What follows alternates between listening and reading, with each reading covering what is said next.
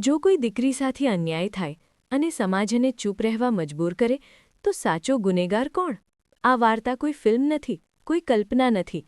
આ એ હકીકત છે જે રોજ આપણા આસપાસ બને છે.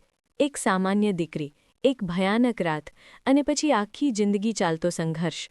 આ વાર્તા અંત સુધી સાંભળજો, કારણ કે અંતે એક એવો સવાલ છે જે કદાચ તમને અંદરથી હલાવી નાખશે. તો હવે આપણે વાર્તા શરૂ કરીએ છીએ. રાધા, એક સામાન્ય નામ, પણ એની જિંદગી ક્યારેય સામાન્ય રહી નહોતી.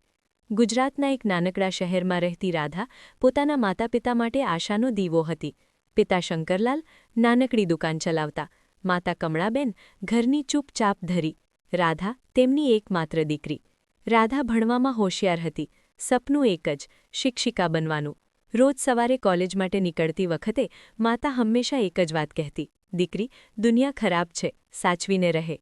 રાધા હસીને જવાબ આપતી, માં, હું દુનિયાને બદલી નાખીશ. કોઈને ખબર નહોતી કે દુનિયા રાધાને આ રીતે બદલી નાખશે. એ દિવસ સામાન્ય જ હતો. કોલેજથી મોડું થયું, બસ ચૂકી ગઈ. સાંજ પડી ગઈ. રાધાએ વિચાર્યું, ચાલીને જ જઈ લઈએ, ઘર તો નજીક જ છે. રસ્તામાં અચાનક એક કાર આવીને ઊભી રહી. અંદર 4 યુવાન, ઓળખીતા ચહેરા, શહેરના જ હતા. હસ્યા, બોલાવ્યું, અરે રાધા, ઘરે જઈ રહી છે?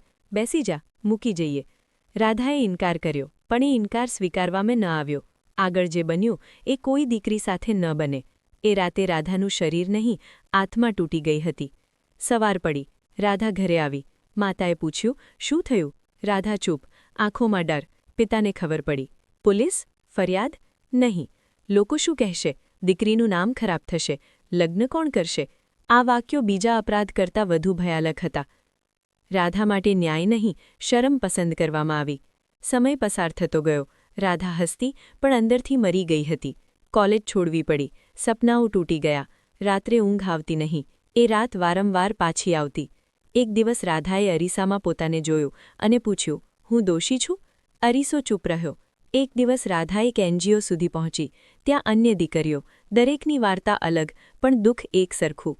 અહીં પહેલીવાર રાધાએ બોલવાનું શરૂ કર્યું. રાધાની ચૂપચાપ જીભને અવાજ મળ્યો. ભાગ 6. લડત.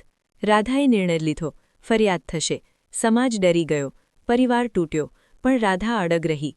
કોર્ટ, પોલીસ, પ્રશ્નો, દરેક સવાલ ફરી એ રાત તરફ લઈ જતો. પણ આ વખતે રાધા ભાગી નહીં.